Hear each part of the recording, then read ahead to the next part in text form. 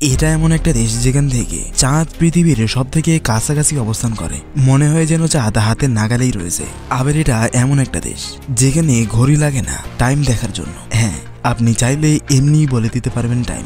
আবার যেখানে এমন একটা জায়গা রয়েছে যেখানে আপনি চাইলে সোজা হয়ে হাঁটতে পারবেন না। এখানেই শেষ নয়, এবং এখানে রয়েছে এমন একটা পাহাড় যেটা কিনা মাউন্ট এভারেস্টের চাইতে বেশি উঁচু। এক কথায় বলতে গেলে দেশটার সবকিছুই অনেক বেশি অদ্ভুত। আবার যেখানে পদার্থের সূত্রগুলো ভুল প্রমাণিত হয়। হ্যাঁ, এমন একটা অদ্ভুত দেশ রয়েছে আমাদের এই পৃথিবীতে। দেশটার নাম হলো ইকুয়েডর, যা দক্ষিণ আমেরিকার একটা দেশ। মূলত দেশটাতে এত অদ্ভুত ঘটনা ঘটার কারণ হলো এই দেশটার খুবই কাছাকাছি অবস্থিত ইকুয়েডর বা নিরক্ষরেখা। নিরক্ষরেখা এমন একটা লাইন যা পৃথিবীকে দুই ভাগে ভাগ করে, যেমন একটা হলো উত্তর গোলার্ধ এবং অন্যটা হলো দক্ষিণ গোলার্ধ। আর এই নিরক্ষরেখা বা ইকুয়েডর থেকেই দেশটার নাম হয়েছে ইকুয়েডর। আর এর জন্যই দেশটা অন্য সব দেশের চাইতে অনেক বেশি আলাদা। আর মূলত আজকের এই ভিডিওতে আমরা এই দেশটার অনেকগুলো অদ্ভুত বিষয় সম্বন্ধে জানবো এবং এই দেশটা সম্পর্কেও জানার চেষ্টা করবো। তাহলে চলুন শুরু করি আজকের এই ভিডিওটি। Middle of the world. এটা এমন একটা জায়গা যেটা দেখার জন্য হাজার হাজার লাখ লাখ মানুষ প্রতি বছর এই দেশটাতে আসে।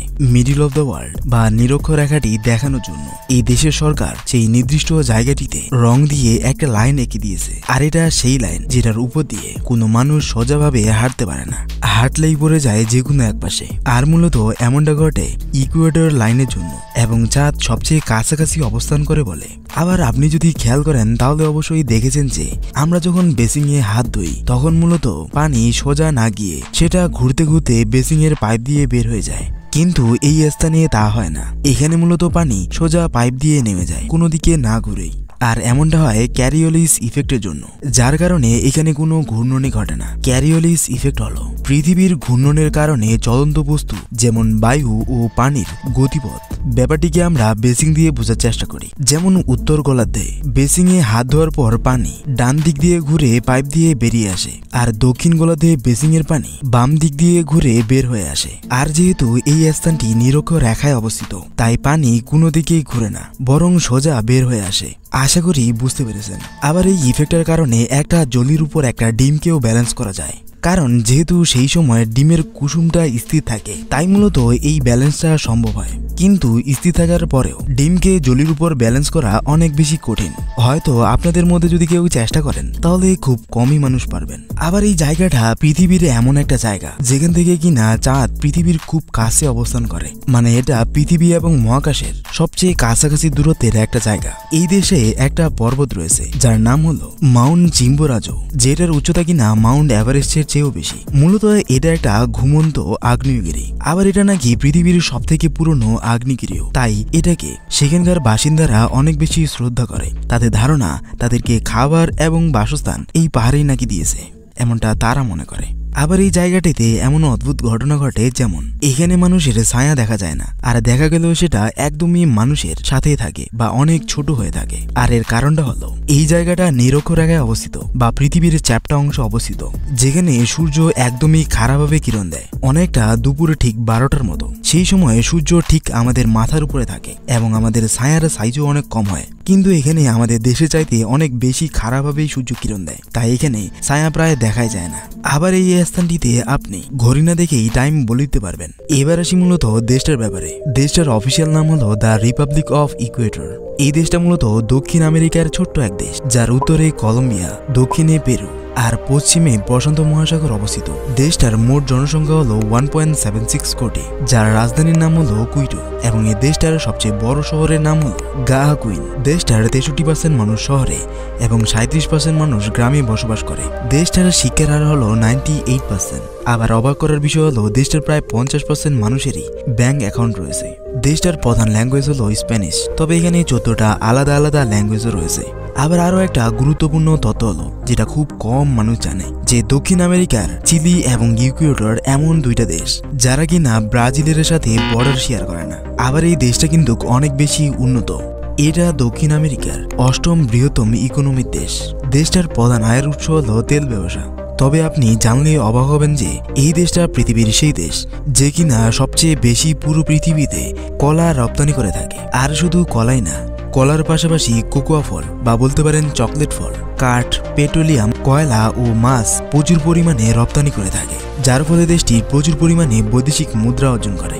এবার আসি এই দেশটার একটা গুরুত্বপূর্ণ চমক নিয়ে, যা এই দেশটাকে আরও বেশি আকর্ষণীয় করে তোলে, যেটা হলো একটা নির্জন দ্বীপ।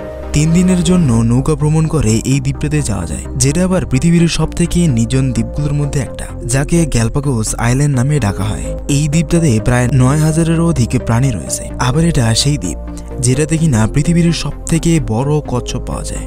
হ্যাঁ, এই দ্বীপেরই কচ্ছপ পৃথিবীর সবথেকে বড়, যেগুলো এত বড় যে এগুলো দেখলে যে কেউ অজ্ঞান হয়ে যেতে পারে, যেগুলোর আকার কিনা প্রায় 5 ফিটের মতো হয়ে থাকে। তাহলে ভাবুন সেগুলো কত বড়। আবার এই কচ্ছপের ওজন প্রায় 550 পাউন্ড হয়ে থাকে। বিশ্বাস করতে কষ্ট হবে, কিন্তু এই দ্বীপের এই কচ্ছপগুলোর আয়ু 100 বছরেরও বেশি হয়ে থাকে।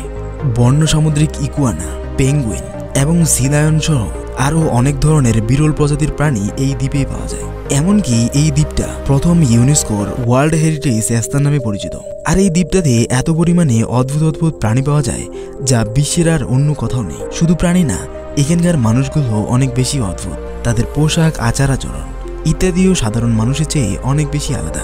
বিশেষ করে এই মানুষগুলোর সবচেয়ে ভালো গুণাবলী হলো তারা খুবই পরিষ্কার পরিচ্ছন্ন। তারা যেখানে সেখানে ময়লা দেখলে তার সঙ্গে সঙ্গে তুলে নেয়। তাদের থেকে আমাদের এই শিক্ষাটা অবশ্যই নেওয়া দরকার, তাহলে হয়তো আমরা এই উদ্যোগে আমাদের দেশটাকে পরিষ্কার রাখতে পারবো।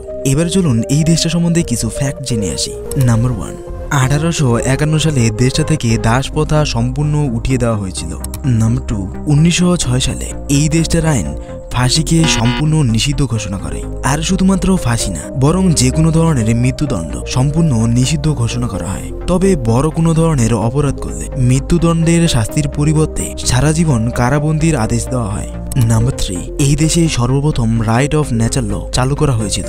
এই নিয়ম অনুযায়ী যদি কোনো ব্যক্তি কারো কাছ থেকে কোনো জমি কিনে এবং কেনার পর সেই জমিতে থাকা যে কোনো ধরনের গাছ বা সে নিজে লাগিয়েছে এমন কোনো গাছ যদি কাটে, তাহলে তাকে অবশ্যই সরকারের পারমিশন নিতে হবে। নাম্বার 4, লক্ষ্য করুন এই টুপিটাতে হয়তো চিনেছেন বা অনেকে একবার হলেও পরেছেন, কিন্তু জানলে অবাক হবেন। পানামা নামে এই টুপিটাকে 1950 সালে এই দেশেই সর্বপ্রথম তৈরি করা হয়েছিল, আর যার পর থেকে এই টুপিটা অনেক বেশি ফেমাস হয়ে যায়। হ্যাঁ, এই টুপিটার জন্মভূমি ছিল ইকুয়েডর নামক এই দেশটি। আর আপনাদের মধ্যে কে কে এই টুপিটাকে একবার হলেও পরেছিলেন কমেন্টে জানাতে পারেন। আর এই দেশটা সম্পর্কে জানিয়ে আপনাদের কেমন লাগলো কমেন্টে জানাতে পারেন। আর ভিডিওটা ভালো লাগলে লাইক এবং শেয়ার করতে পারেন। আর পেজে বা চ্যানেলে নতুন হয়ে থাকলে ফলো বা সাবস্ক্রাইব করতে পারেন। ধন্যবাদ।